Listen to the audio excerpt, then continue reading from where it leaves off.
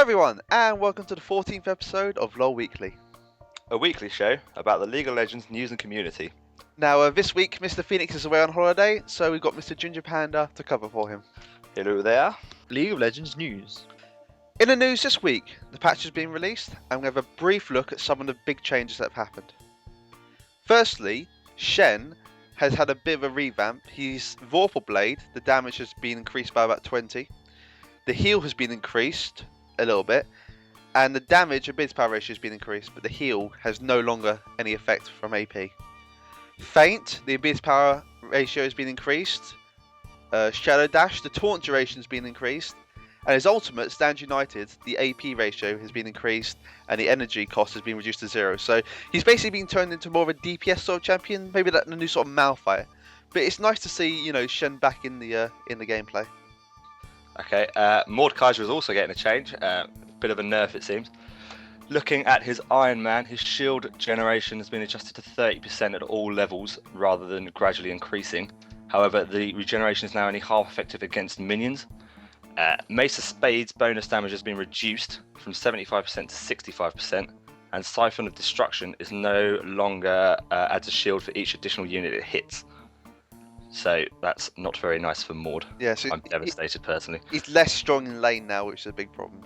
Yeah, especially with that shield against minions. Yeah.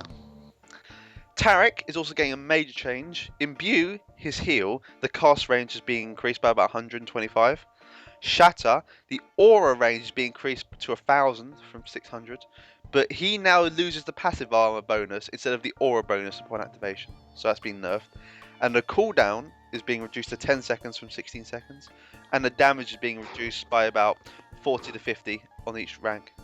Dazzle, his stun, will always stun for 1.5 seconds instead of 2 seconds or 1 second at varying ranks. And the cast range has been reduced, but the speed at which the stun will hit has been increased. And the minimum damage has been increased and the maximum damage has been reduced. So it's got a lower standard deviation. So it's more of a focus spell now. Okay, and for Taric's ultimate Radiance, we see a big change. Taric will now slam the ground, dealing magic damage to nearby enemies. In addition, upon activation, he will gain a bonus AD and AP and grants half of this bonus to his nearby allies. So Taric has basically been made more of an offensive champion, getting involved in the fights. And he's basically, I think AP Taric is going to be like the new beast in the game now. He's the new beast. The new beast. Definitely with that ulti. I mean, if you're playing with, say, like Galio or a Mumu's ulti. Yeah, this is going to be very powerful. He'd go well with those two, I imagine. Yeah. And finally, there's some big general changes in the game. Moonfire Spellblade, Cloak and Dagger, and Alyssa's Miracle will now grant 35 tenacity, up from 25, so this is on par with the Mercury Treads. You can now queue health or mana potions while you have one active, which means that if you activate one whilst no one's active, hooray! It will now activate the next one after the first one has run out. And you can now smart cast items, which you have to manually bind the keys though. If you just press escape and go to key bindings, you can probably do it there. And a final change is that you can CV, when you CV mob spawn camps, it will now actually update their status. So if the golem isn't there, it will now update that the golem buff is no longer there. So what, on the minimap? On the minimap, so you can actually visually check it. Interesting. There have been lots of changes this patch. We've included a link to the patch notes below, so you should definitely read it. These are just some of the main changes. Also in the news, you can now vote for League of Legends in the Golden Joystick Awards. There has been a little rumour that if they win, the community may receive a reward. Not sure what that is yet. Could be a new skin. So anyway, follow the link posted below and get voting.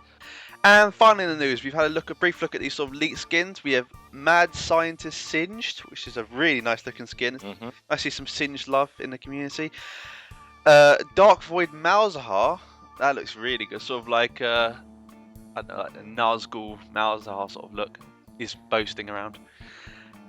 That looks quite nice. And my favourite of all, the Deep Sea Cogmore, which I really like the look of. I haven't seen a good Cogmore skin in ages. And these aren't coming out in this patch, but they will be coming up in future weeks. So where'd you get these leaked skins from, by the way? I've always been interested. The internet, I just find these things. I mean, I don't know where these people get them from. If they can tell me how they get the skins, I'd be very interested. I've included a link below of my source, so you can check this out. But these are not coming this patch, but in future updates. But these look really good. Very nice indeed. I'm looking forward to some of these. What's on sale? Looking at the skins on sale this week, we've got 3: Ruthless Pantheon, Viridian Kale, and the awesome Gragas Esquire skin. Both Pantheon and Kale are down from 520 to 260 RP, and Gragas is down from 975 to 487, which is a nice little deal. They're all on sale until this Friday, so you've still got a couple of days left to go buy them. I'm definitely going to be having a cheeky look at the Gragas Esquire one because it's awesome. Chatter. Last week, we asked you to leave comments on who you thought the most overpowered champions were, and we've now collated all of these votes, and we're going to now discuss who you people think and who we think are the most overpowered champions. Now, by a mile, the most overpowered champion that you all said was Lee Sin. Now, I perfectly agree with this. He is a demon, an absolute demon to be up against. He can jungle, and his laning is outrageous. He's very strong jungling, but then it takes a lot of skill to play, in my opinion. So it's not necessarily that he's overpowered. It's the person playing him is well in tune with the 12 different moves he has. Yeah, he's very powerful. It's like Nidalee. I can't play Nidalee because she's got twice as many moves as anyone else. I don't have the time. Yeah, I don't have the capacity. I'm just too stupid. 4 is my maximum, maybe 5, but I can't. When someone has like a passive and an active, it just blows me away. I can't deal with it. Yeah. But no, Lee Sin, he's to fix him, I said they should definitely reduce his magic and armor, just because I think Maybe a little bit. Maybe make it harder. Or the main thing I have when I play against Lee Sin is he always kicks the shit out of me coming out of the jungle. So maybe slowing down his jungle slightly. Yeah, he's definitely very fast, isn't he? He's very fast. Mhm. But he is definitely, and I agree, he is probably the most overpowered champion in the game right now.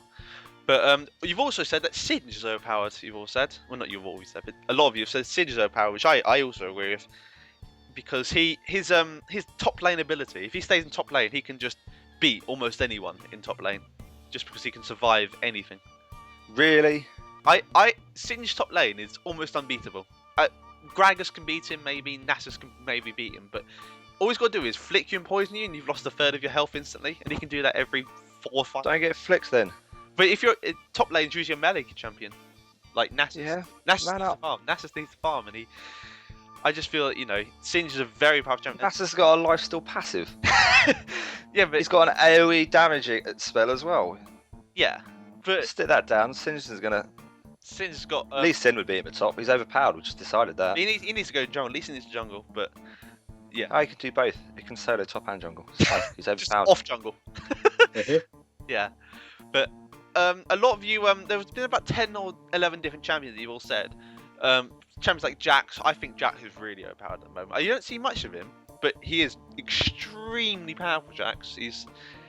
Once he gets that gunblade. Once he gets the gunblade, he can just dodge for a ridiculous amount. And there's no way to counter his dodge, because you can have an Executioner's Calling, but he's still going to dodge minion attacks. And so he's still going to get his dodge stun going. So there's nothing you can really do to beat a Jax. You can stun him. That's about the best you can do. Spells, CC. What you should do to fix Jax... Rely on your casters to take Jax down. If you're stunned, you shouldn't be able to dodge. I think that should be a change. That should be a change. If you're stunned, you can't dodge. That is how you... That would shut down Jax, I think. We don't want to shut him down. What do you think? Do you think that should be a good idea? Stunning should make you... Just think you need better coordination with your team. You can't avoid stuns. Can't avoid spells, can he? Casters can't beat Jax. All he does is jump on them and beat the crap out of them. Casters can't beat Jax. Well, you can only attack one person at a time, so... But he can just 4-hit them. So there's nothing that a caster can reach. Oh, strong positioning. You wouldn't introduce your casters to the fight straight away, would you? If he had Annie or Brand dumping all their beautiful spells on top of his head. Yeah, maybe. But, most mages can't. But Malzahar, also a favourite amongst you all, he's a very powerful champion. Just because of his ulti. It's a very cheap ultimate, and he can use Ignite whilst he's got his ultimate on. If he's got at least 2 of his spells on Quicksilver Sash, and you're free. Yeah, but most people don't buy Quicksilver Sash. That's the problem. You should always. It's easy to counter him. That is the way to counter him. Just have your quick. Although he's got really good AP ratios with his little ball of shieldy stuff, hasn't he? His shield? Yeah, but he's damage over time as well. There, that's really, really strong. That is very strong. And the pool of shit. Yes, he's very powerful, but that is the easiest way to counter him, is just to buy Quicksilver Sash, which is why he's arguably not overpowered, because in high what's the word I'm looking for? Ranks. High elo, yeah. people just come back Quicksilver Sash. She's been neutralized. So, but you know, everyone's got their opinion about champions, but everyone's definitely got consensus that Lee Sin, Singe, Malzahar, those sort of champions are overpowered. But I think the Riot's quite good at nerfing overpowered champions. So maybe next week we'll be talking about how, I don't know, Annie's overpowered. Do you remember when Eve used to be overpowered? Now she's unplayable. It's just it's the way the world works. It's a circle of life. People get overpowered and then they get nerfed to the ground. So just bear with it. I'm sure Riot will nerf these people. And then power up Mord again to make up for nerfing him this week. Bastards. I think they're gonna do that. Yeah. Upcoming champion. The latest champion to join League of Legends is Riven, and she is sort of a melee champion. She's sort of a mix between, I'm guessing, Lee Sin and Master Yi. She's melee champion. I guess you sort of should build cooldown reduction and attack damage. So definitely get a Brutalizer, which builds into a Ghost Blade, and a Sheen would be really good recommended items, I'd say, for her. Atmogs. Atmog, that goes for any sort of melee. DPS tank. She seems quite powerful, and definitely a lot of sustainability during a fight. Her ultimate does more damage the less health she has, and she can stun enemies. So she's definitely a good combateer. Combateer. So check her out. She's out now, and she's got 2 good skins: the Crimson Elite Riven and the Redeemed Riven. So these are Riven or Riven? I'm not really sure how to pronounce her, but I think Riven. Riven. I'm going to use Riven from now on, and everyone's just going to have to get used to it. But, Well, if it was River, you'd say River. You wouldn't say River. So. But there is Riven. I don't know. It's Riven. Her name's Riven. She's very good. A melee DPS woman. Go by her.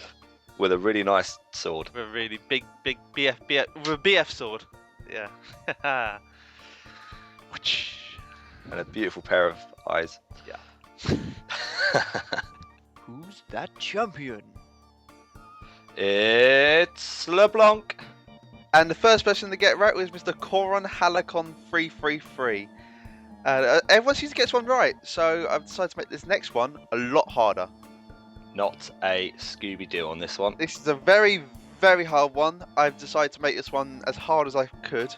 You're just a horrible person in general. Everyone got the last one right, pretty much, so good luck on this one. So you're redeeming yourself by making sure no one gets this one. Yep, so if you think you know who this champion is, please leave a comment below, and next week we'll reveal who the first person to get it right was. So thank you for watching the 14th episode of LoL Weekly. We hope you've enjoyed it.